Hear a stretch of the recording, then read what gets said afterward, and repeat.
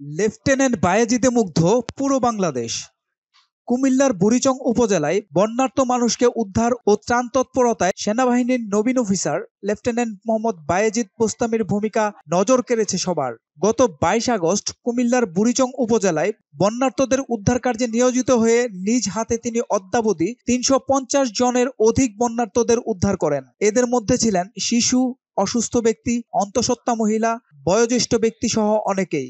নেত্রকোনার আটপাড়া উপজেলার সন্তান লেফটেন্যান্ট বায়েজিদ ২০২০ সালে রাজুক উত্তরা মডেল কলেজ ঢাকা থেকে এইচএসসি পরীক্ষায় উত্তীর্ণ হয়ে ৮৬তম বিএমএ দীর্ঘমেয়াদী কোর্সের সাথে বাংলাদেশ মিলিটারি একাডেমিতে অফিসার ক্যাডেট হিসেবে যোগদান করেন। প্রশিক্ষণ চলাকালীন সময়ে ২০২২ সালে তার বাবা মোহাম্মদ কামাল হোসেন পরলোক গমন করেন। মৃত্যুর আগে তিনি তার পুত্রকে সেনাবাহিনীর একজন অফিসার হয়ে দেশ সেবায় নিজেকে বিলিয়ে দেওয়ার উপদেশ প্রদান করেন।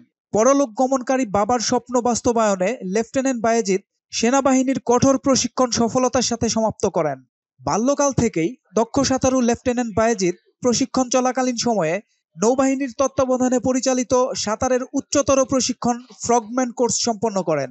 বাংলাদেশ সেনাবাহিনীর সদ্য কমিশনপ্রাপ্ত এই অফিসার গত ২০ জুন কুমিল্লা সেনানিবাসে অবস্থিত একটি পদাতিক ব্যাটালিয়নে যোগদান করেন। এরপর বুড়িচং উপজেলায় বন্যার্তদের উদ্ধার কার্যে নিয়োজিত হন। এ সময় তার ইউনিট অধিনায়ক তাকে সাঁতারের দক্ষতা কাজে লাগিয়ে দেশের প্রয়োজনে এগিয়ে আসার নির্দেশ প্রদান করেন। বাবার স্বপ্ন বাস্তবায়ন ও ইউনিট অধিনায়কের নির্দেশে লেফটেন্যান্ট বায়েজিদ বন্যায় আটকে পড়া মানুষের উদ্ধারে জীবনপণ বাজি রেখে ঝাঁপিয়ে পড়েন। তরুণ লেফটেন্যান্ট বায়েজিদের মতোই দেশের জন্য নিবেদিত প্রাণ বাংলাদেশ সেনাবাহিনীর প্রত্যেক সদস্য কাজ করে যাচ্ছে বন্যার্তদের সেবায়। তারুণ্যের এই সহমর্মিতা ও মানবতাবোধ হোক ভবিষ্যৎ প্রজন্মের প্রেরণার উৎস। সোহেল মাহমুদ, দৈনিক নতুন সময়, ঢাকা।